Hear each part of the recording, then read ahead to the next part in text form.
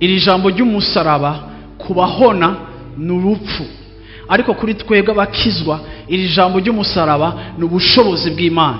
Ubwo bushobozi bw'Imana bwaradufashe buratuvana mu buzima twari turimo, atamazina dufise, atakazoza kari clair kaboneka, turabana umenga bibirobezo bo mu gisagara, tabuza ubuzima uriko buraja.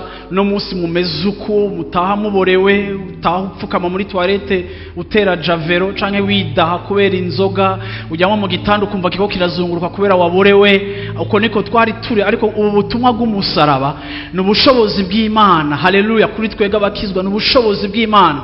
Haleluya! Buzana agakiza, buzanira uwo wese yizera agakiza. Ubutumwa bw'umusaraba, ubutumwa bwa Yesu. Nico gituma ubu butumwa turabuvuga, tuzobuvuga aho Yesu adushoboza kubuvuga hose, tuzobuvuga.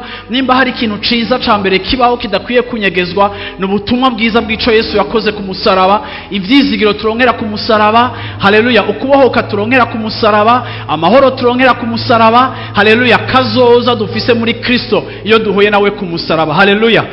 Kubadakizwa ubu butumwa n'ubusazi nibipfu. Iyo bakuraba, iyo bakubona, iyo babona ingene uvyitaho, iyo bariko baragutelefona bakubwira ngo ako kameme nawe uri exagera, nabo wo kuvukijije usigaye ubishe ntukiryoshe, usigaye ubishe ntukiryoshe, kuko ntaco dusangira, ntaco tunywana. Reka ndababwire kuri bo. Haleluya! Bibiri ivuga ngo tubamotera urupfu. Haleluya! Ariko kandi tumotera ubuzima abizera. Bwana asifiwe sana. Ntibishobora gusobanukwa neza mu runganwe rwawe no mu myaka yawe no muri generation yawe ingene uyu Yesu aguhindura akakuvana mu bintu abantu baha agaciro, ariko kandi ubutumwa bwiza bw'umusaraba n'ubushobozi. Haleluya! Kubakizwa kubizera n'ubushobozi bw'Imana.